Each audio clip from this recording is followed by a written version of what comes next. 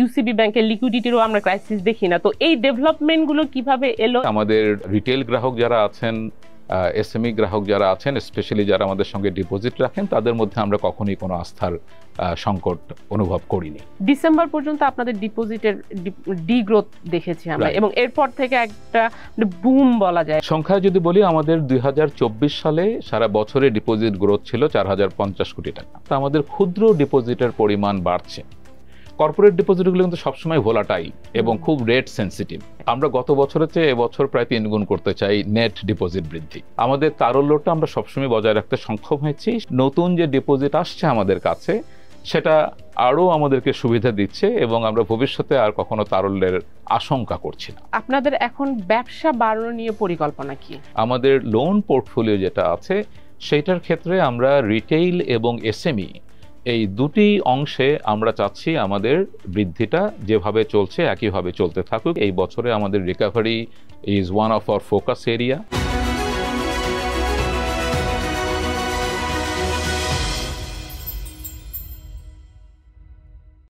দর্শক, আপনাদের স্বাগত আমাদের ফিনটক উইথ জেবুন্নেসা আলোর শোতে। আজকে আমরা আলোচনা করব ইউনাইটেড কমার্শিয়াল ব্যাংক, ইউসিবি, যেটি ইউসিবি নামে পরিচিত। আপনারা জানেন এই ব্যাংকটি 5ই আগস্টের আগে তৎকালীন ভূমিমন্ত্রী সাইফুজ্জামান চৌধুরী জাভেদ এই ফ্যামিলির কন্ট্রোলে ছিল। এই ব্যাংকটির চেয়ারম্যান ছিলেন সাইফুজ্জামান চৌধুরীর ওয়াইফ রুকমিলা জামান, এবং 5ই আগস্টের পর আমরা দেখতে পাই যে বাংলাদেশ ব্যাংক এই ব্যাংকটির বোর্ড ভেঙে দেয়, তাদের কাছ থেকে কন্ট্রোল নিয়ে নেয় এবং নতুন বোর্ড গঠন করে, এবং এর ম্যানেজমেন্টও অনেক বড় ধরনের পরিবর্তন আসে। তো যখন এই ব্যাংকটির বোর্ড ভেঙে দেওয়া হয়, সেটি নিয়ে মানুষের মধ্যে অনেক ধরনের কনফিউশন তৈরি হয় যে ব্যাংকটি কেমন করছে। তো এটাই আমরা এজন্য আজকে আমরা আলোচনা করব ব্যাংকটি আসলে কিভাবে চলছে, এখন পুরনো যে ক্ষয়ক্ষতিগুলো সেগুলো তারা কিভাবে রিকভার করছে, সেই বিষয়গুলো নিয়ে আজকে আমরা আলোচনা করব ইউসিবি ব্যাংকের ম্যানেজিং ডিরেক্টর মোহাম্মদ মামদুদুর রশিদের সঙ্গে।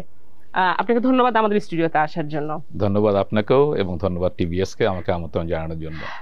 আপনি তো এই ব্যাংকটিতে আছেন সেপ্টেম্বর থেকে। তো বোর্ড ভেঙে দেওয়ার পর আসলে অনেকের মনে অনেক ধরনের প্রশ্ন আমাদের কাছে আসে যে ব্যাংকটি আসলেই কেমন করছে, কিন্তু আমরা দেখতে পাই ইউসিবিএল এর বেশ কিছু খুব ইমপ্রেসিভ ইন্ডিকেটরস, যেমন ডিপোজিট, তারপর নতুন কাস্টমার এবং লিকুইডিটি নিয়ে মানুষের মধ্যে যেসব কনফিউশন ছিল সেগুলো দেখেছি আমরা, যে ইউসিবি ব্যাংকের লিকুইডিটিরও আমরা ক্রাইসিস দেখি না। তো এই ডেভেলপমেন্টগুলো কিভাবে এলো এবং আপনারা কেমন করছেন?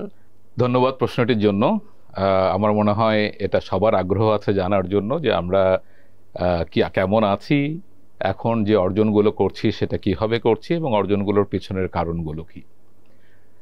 বোর্ডটি আপনার পুনর্গঠিত হয় অগাস্ট মাসের শেষে, এবং আমি ইউসিবিতে জয়েন করি 30শে সেপ্টেম্বর।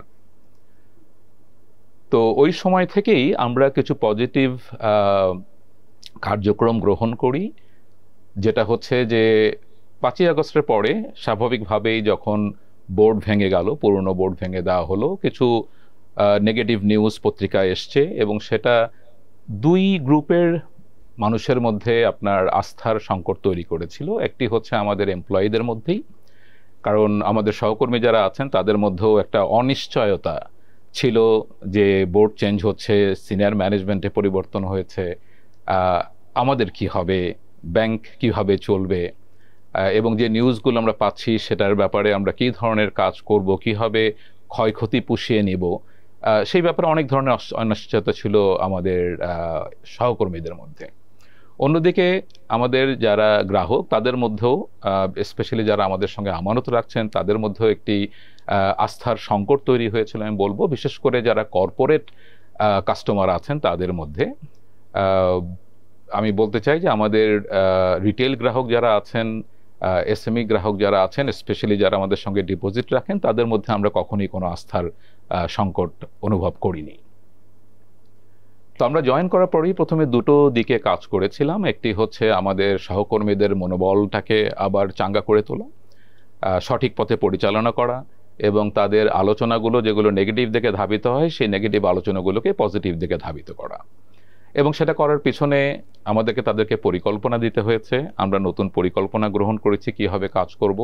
পুরনো বোর্ড প্রথমেই যে কাজটি করেছিলেন, যে তারা নতুন বোর্ড যে কাজটি করেছেন, তারা শুরুতে এসেই অডিট কোম্পানি নিয়োগ করেছিলেন যাতে আমাদের ব্যাংকের বুক এবং স্বাস্থ্য এটাকে খতিয়ে দেখা হয়, এবং সেখান থেকে যে ফাইন্ডিংসগুলো আসবে সেই ফাইন্ডিংসগুলোর ভিত্তিতে আমরা আমাদের কার্যকরী পদক্ষেপ গ্রহণ করতে পারি।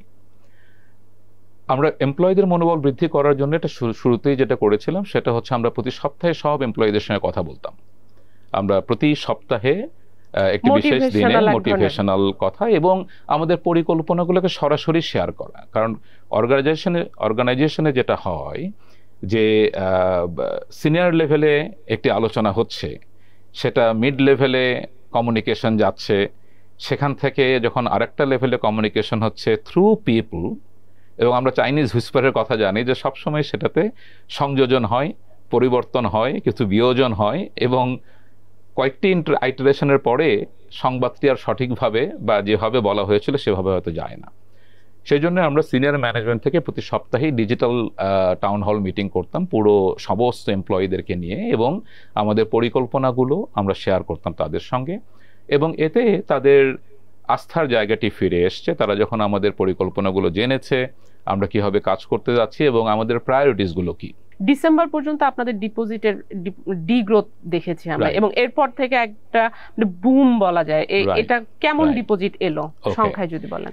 সংখ্যায় যদি বলি, আমাদের 2024 সালে সারা বছরে ডিপোজিট গ্রোথ ছিল 4050 কোটি টাকা, আর আমরা এই প্রথম 4 মাসে, এপ্রিল পর্যন্ত প্রথম 4 মাসেই আমরা 4000 কোটি টাকা ডিপোজিট সংগ্রহ করেছি। অর্থাৎ গত বছরের 12 মাসে যেটা আমাদের সংগ্রহ ছিল সেটা আমরা 4 মাসেই সংগ্রহ করে ফেলেছি। আমাদের নতুন অ্যাকাউন্ট ওপেনিং এর কথা যদি বলি, আমাদের 2024 সালের ডিসেম্বর পর্যন্ত শুরু থেকে, অর্থাৎ গত 40 বছরে বা 42 বছরে আমাদের গ্রাহক সংখ্যা ছিল 20 লক্ষ। আমরা এপ্রিল মাস পর্যন্ত আমাদের 2 লক্ষ গ্রাহক বাড়িয়েছি, যেটা পুরো আমাদের 40 বছরে যত গ্রাহক সংখ্যা তার 10% বৃদ্ধি পেয়েছে 4 মাসে। সো নিঃসন্দেহে এই সূচকগুলো প্রমাণ করে যে একটা বড় পরিবর্তন এসছে, গ্রাহকদের আস্থা ফিরে এসছে, এবং আমাদের সহকর্মীরাও নতুন উদ্যমে কাজ করা শুরু করেছে। লিকুইডিটির ক্ষেত্রেও কিন্তু আপনাদের কি অবস্থা? লিকুইডিটিটাও বলছি একটি বিষয়, যে আমরা কিন্তু যদিও 5ই আগস্টের পরে বাংলাদেশ ব্যাংক একটি সহায়তা দিয়েছিলেন যে তাদের গ্যারান্টির এগেনস্টে অন্যান্য কমার্শিয়াল ব্যাংক থেকে যাতে তারা লিকুইডিটি নিতে পারে, তারল্য নিতে পারে, সেই জন্য একটি সুবিধা দিয়েছিলেন। ইউসিবি ব্যাংক থেকে আমরা কখনোই সেই সুবিধাটা গ্রহণ করিনি বা আমাদের করতে হয়নি। দ্বিতীয় জিনিস হচ্ছে যে আমাদের কখনোই কোনো গ্রাহক আমাদের কাছ থেকে, সেটা ক্লিয়ারিং চেকের মাধ্যমে হোক অথবা আমাদের কাউন্টারে হোক কিংবা আমাদের এটিএমে হোক, এ পর্যন্ত একটি দিনের জন্যও কেউ ফেরত যায়নি, কোনো একটি গ্রাহক আমাদের কাছ থেকে ফেরত যায়নি।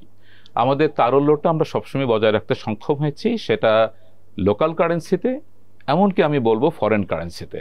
অর্থাৎ আমাদের দেশে যত পেমেন্ট আমাদেরকে করতে হয়েছে সেটা যে কারণেই হোক, এবং আমাদের বিদেশে যত পেমেন্ট হয়েছে আমাদের বৈদেশিক বাণিজ্যের ক্ষেত্রে, আমাদের কখনো কোনো পেমেন্টে আমাদের বিলম্ব করতে হয় নাই। এবং তারল্যর দিকটি যে কোনো একটি ব্যাংকের জন্য একটি অত্যন্ত প্রয়োজনীয় বিষয়, কারণ তারল্য সংকট হওয়ার পরেই আস্থার সংকটটা দেখা দেয়। সো আমরা এখন পর্যন্ত সেটা নিশ্চিত করতে সক্ষম হয়েছি যাতে আমাদের তারল্যে কোনো অসুবিধা না হয়, এবং নতুন যে ডিপোজিট আসছে আমাদের কাছে সেটা আরও আমাদেরকে সুবিধা দিচ্ছে, এবং আমরা ভবিষ্যতে আর কখনো তারল্যের আশঙ্কা করছি না। আপনাদের সারা দেশে কেমন নেটওয়ার্ক আছে এবং সেটি আপনাদের আসলে ডিপোজিট কালেকশনে কতটা হেল্প করছে? অবশ্যই নেটওয়ার্ক, ফিজিক্যাল নেটওয়ার্ক আমাদের দেশের জন্য এখনো একটি বিশেষ, আমি বলবো যে সুবিধা দেয়। আমাদের 231টি ব্রাঞ্চ আছে, শাখা আছে, সেই সঙ্গে প্রায় 180টি উপশাখা আছে। আমাদের এজেন্ট ব্যাংকের পরিমাণ প্রায় 1000-এর কাছাকাছি। তো এই ফিজিক্যাল ডিস্ট্রিবিউশন নেটওয়ার্ক যেটা আছে, কারণ আমাদের সহকর্মীরা সারা দেশে বিছিয়ে আছেন, বিস্তৃত হয়ে আছেন, এবং সারা দেশ থেকেই তারা আমানত সংগ্রহ করছেন। আমাদের এই যে বললাম 4000 কোটি টাকা, সেখানে আরেকটু যদি আমি ভিতরের দিকে যাই, এই পুরো অংশটার মধ্যে খুব অল্প অ্যামাউন্ট বৃদ্ধি পেয়েছে আমাদের কর্পোরেট ডিপোজিট থেকে। ইনফ্যাক্ট প্রায় 4000 কোটি টাকার মধ্যে আমি বলবো যে 500 বা 550 কোটি টাকা আমাদের বৃদ্ধি পেয়েছে কর্পোরেট শাখা থেকে, আর বাকিটা এসছে আমাদের রিটেল গ্রাহক এবং এসএমই গ্রাহকের ডিপোজিট থেকে। অর্থাৎ আমাদের ক্ষুদ্র ডিপোজিটের পরিমাণ বাড়ছে। কর্পোরেট ডিপোজিটগুলো কিন্তু সবসময় ভোলাটাইল এবং খুব রেট সেন্সিটিভ। একটু ইন্টারেস্ট রেট কম হলেই এই ডিপোজিটগুলো এক ব্যাংক থেকে আরেক ব্যাংকে রিটেল ডিপোজিট বাড়া মানে হচ্ছে মানুষের কাছে আপনার অ্যাকসেপ্টেন্সটা অনেক বেশি। তো আপনাদের এখন ব্যবসা বাড়ানো নিয়ে পরিকল্পনা কি? ব্যবসার দুটো দিক, একটা হচ্ছে আমানত সংগ্রহ আর একটা হচ্ছে লোন বা ইনভেস্টমেন্ট। তো আমাদের মূল এই বছরের প্রায়োরিটি যদি আমি বলি, প্রায়োরিটিতে ছিল ডিপোজিট। আমরা গত বছর যে ডিপোজিট সংগ্রহ করেছি, আমাদের এবছরের যে টার্গেট তা অলমোস্ট সেটার 3 গুণ আমরা টার্গেট নিয়েছি, ডিপোজিট বৃদ্ধি করব। ডিপোজিট বৃদ্ধির সঙ্গে সঙ্গে আমাদের অ্যাসেট সাইডে আমরা দুটো কাজ করছি। আপনি কি 2025 সালের কথা বলছেন? 2025 সালের কথা বলছি। কোনো ফিগার বলবেন যে কত ডিপোজিট আপনার বা কত পার্সেন্ট গ্রোথ দেখতে চান এই বছরে? আমরা গত বছরের চেয়ে এবছর প্রায় 3 গুণ করতে চাই নেট ডিপোজিট বৃদ্ধি। আচ্ছা। তো আমাদের ডিপোজিট বৃদ্ধি তো হবেই ইনশাআল্লাহ, যেভাবে আমরা যাচ্ছি। একই সঙ্গে আমাদের লোন পোর্টফোলিও যেটা আছে সেইটার ক্ষেত্রে আমরা রিটেইল এবং এসএমই এই দুটি অংশে আমরা চাচ্ছি আমাদের বৃদ্ধিটা যেভাবে চলছে একইভাবে চলতে থাকুক, এবং আমরা এখানে বরং ফোকাস করছি যে এসএমই এবং রিটেইল অংশটাতে। এসএমইতে বৃদ্ধির কারণ হচ্ছে আমাদের অর্থনীতির কিন্তু একটা বড় চালিকা শক্তি আমরা বলবো এসএমই, এবং সেই এসএমইতে এখনও যে পরিমাণ ঋণ সুবিধা প্রয়োজন তা সমস্ত ব্যাংক মিলে আমরা এখনো প্রোভাইড করতে পারছি না। অর্থাৎ এই জায়গাটাতে এখনো প্রয়োজনীয়তা আছে এবং সব ব্যাংকেরই চেষ্টা করা উচিত, সেই সঙ্গে আমরাও এই জায়গাটার ফোকাস বজায় রাখছি। কর্পোরেট অ্যাকাউন্টের ক্ষেত্রে আমরা খুব কশাসলি যেতে চাই, এবং এখানে আমরা মূলত যে কাজটা করতে চাই, আপনারা জানেন যে কিছু আমাদের লোনে সমস্যা হয়েছে, সেই সমস্যাগুলো আমরা দেখছি। আমরা রিকাভারিতে জোর দিয়েছি, এই বছরে আমাদের recovery is one of our focus area.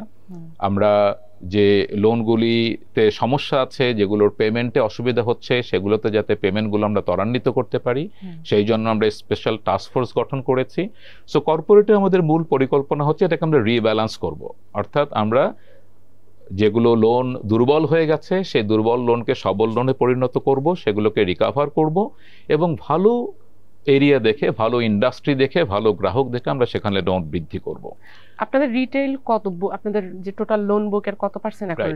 আমাদের রিটেইল আমাদের টোটাল বুকের 5 থেকে 6% কাছাকাছি, এবং আমাদের এসএমই ডিপোজিট প্রায় 20% কাছাকাছি লোন বুকে। যদি লোন বুকে তো এটা আপনারা কত? আর ডিপোজিটে অলমোস্ট এটা ডিফারেন্ট চিত্র। ডিপোজিটে কিন্তু আমাদের প্রায় 50% হচ্ছে রিটেইল ডিপোজিট। আচ্ছা, তো এই যে এসএমই, যেহেতু আপনারা এসএমই তে ফোকাস করছেন, এটার কি কোনো টার্গেট আছে যে আমরা এত পার্সেন্ট, আপনার লোন বুকের এত পার্সেন্ট এখন আমরা এসএমই তে ইমপ্রুভ করতে চাই? সত্যি কথা বলতে এসএমই তে আমি কোনো বাধা রাখছি না যে এত পার্সেন্ট পর্যন্ত আমি করব। এসএমই তে আমরা যতটুকু বাড়াতে পারবো আমরা ততটুকুই বাড়াবো, এবং সেটা আপনারা দেখছেন যে ডিপোজিটে যেমন আমরা একটা চ্যালেঞ্জিং টার্গেট নিচ্ছি, আমরা একইভাবে আমাদের লোনের ক্ষেত্রেও এসএমই এবং রিটেইলে we are taking quite challenging targets. Okay, তো রেমিটেন্স নিয়ে আপনি বলছিলেন যে আপনার ফরেন লিকুইডিটি তো আপনারা বেশ ভালো অবস্থায় আছেন। রেমিটারদের জন্য আপনাদের, যেহেতু আমাদের রেমিটাররা বাইরে থাকে, আমাদের একটা বড় লম্বা সময় ব্যাংকিং ক্রাইসিসের মধ্য দিয়ে আমরা গিয়েছি, অনেকে অনেক ব্যাংক থেকে টাকা ফেরত পায়নি। রেমিটাররা আমাদের এখানে প্রায়ই কমেন্ট করতে থাকে যে আমার টাকা কতটুকু সেভ, আমি কোথায় রাখবো টাকা, কোন প্রোডাক্টে রাখবো। তো রেমিটারদের জন্য আপনি কোনো কিছু বলবেন কি? অবশ্যই, রেমিটেন্স বাংলাদেশের জন্য যেমন ইম্পর্টেন্ট, কারণ আমাদের যদি ফরেন কারেন্সি ব্যালেন্সিং এর কথা চিন্তা করেন, যে আমাদের ইম্পোর্ট যেটা হচ্ছে সেই ইম্পোর্টটা আমাদের এক্সপোর্টের চেয়ে বেশি। সুতরাং আমাদের এই ফরেন পেমেন্টের ব্যালেন্স করতে গেলে আমাদের remittance is a very important part, যে দেশের আমাদের এই পেমেন্ট এবং রিসিটের ব্যালেন্সটা তৈরি করে। আমাদের ব্যাংকের জন্য আমরা দেশের প্রায় 7% ইন্টারন্যাশনাল ট্রেড বা বৈদেশিক বাণিজ্য আমাদের ব্যাংকের মাধ্যমে প্রসেস করি। সো দেশে 61টি ব্যাংক যেখানে আছে সেখানে 7% একটি ব্যাংক করছে, এটা কিন্তু একটা অত্যন্ত টোটাল এক্সপোর্ট ইম্পোর্টের। সো 7% আমরা একাই করছি, এবং আমাদের এক্সপোর্ট এবং import more or less very balanced. So আমরা এক্সপোর্ট আর্নিং যেটা করি সেখান থেকে আমাদের ইম্পোর্ট পেমেন্টস হয়ে যায়, যে সামান্য ঘাটতি কখনো কখনো তৈরি হয় সেটা আমরা রেমিটেন্সের মাধ্যমে কাভার করি। কিন্তু তারপরেও আমরা রেমিটেন্সকে সবসময়ই আপনার ইম্পর্টেন্স দিচ্ছি, যে আমাদের দেশের যারা বাইরে কাজ করছেন, মানে ছোট ছোট রেমিটার, যাদের সম্মিলিত ফলাফলই কিন্তু আমাদের দেশের যে টোটাল রেমিটেন্স আছে বছরে আপনার 2 বিলিয়ন 3 থেকে 3 বিলিয়ন এই রেঞ্জের মধ্যে, সেটা কিন্তু এই ক্ষুদ্র রেমিটার যারা আছেন তাদের মাধ্যমে আসে। সুতরাং তাদের এই রেমিটেন্সকে যাতে সহজে আমাদের গ্রাহকদের কাছে পৌঁছায়, সেই জন্য আমাদের যত রকম ডিজিটাল ফ্যাসিলিটি তৈরি করা প্রয়োজন, আমাদের এপিআই কানেক্টিভিটি প্রয়োজন, সেই কাজগুলো আমরা তৈরি করেছি। এবং আমরা একদিকে যেমন যারা রেমিটার আছেন তাদের সঙ্গে আমাদের নেটওয়ার্কিং বাড়াচ্ছি, এবং আমাদের ডিস্ট্রিবিউশন ক্যাপাবিলিটি শুধু আমাদের ব্যাংকের মাধ্যমে না, অন্যান্য যেগুলো এমএফএস অর্গানাইজেশন আছেন তাদের মাধ্যমে, ইভেন অন্য ব্যাংকিং নেটওয়ার্কের মাধ্যমেও এই ডিস্ট্রিবিউশনগুলো সারা দেশে পৌঁছাচ্ছে। গভর্নমেন্ট যে সুবিধাগুলো আছে সেটা তো আছেই, আমরা বিশেষ করে রেমিটারদের জন্য আমাদের ব্যাংকে যখন তারা আমানত রাখছেন তাদের জন্য আমরা বেশি সুবিধা দেওয়ার চেষ্টা করছি তাদেরকে, যাতে তারা আকৃষ্ট হন। এবং তাদের আমরা কিছু ঋণ সুবিধাও তৈরি করছি তাদের জন্য, হোম লোন, যেটা তাদের একটা অত্যন্ত আকাঙ্ক্ষার জায়গা, আশার জায়গা, যে তারা বাইরে থাকলেও দেশে তার একটু বাড়ি হবে। তো সেই জায়গাগুলোতেও আমরা বিশেষ সুবিধা দিচ্ছি, তারা যাতে সেই লোন সুবিধাগুলো পেতে পারেন। ধন্যবাদ আমাদেরকে ইউসিবিএল সম্পর্কে ডিটেল জানানোর জন্য। আপনাদেরকেও ধন্যবাদ, টিভিএসকে আমাদের পক্ষ থেকে ধন্যবাদ জানাচ্ছি, ইউসিবির পক্ষ থেকে আপনাকে এবং দর্শকদেরকে সবাইকে ইউসিবির পক্ষ থেকে ধন্যবাদ এবং শুভেচ্ছা। দর্শক, আপনারা জানলেন যে ইউসিবিএল কিভাবে সামনে এগিয়ে যাচ্ছে এবং ডিপোজিটরদের আস্থা কিভাবে তারা ফেরাতে পেরেছে। তো আমরা সেই কর্মপরিকল্পনায় তাদের কাছ থেকে জানলাম। এই ছিল আজকে আলোচনার বিষয়। দর্শক, আমাদের সঙ্গে থাকবার জন্য আপনাদেরকে ধন্যবাদ, এবং আমাদের প্রোগ্রামটি যদি ভালো লাগে তাহলে লাইক দিবেন, শেয়ার করবেন।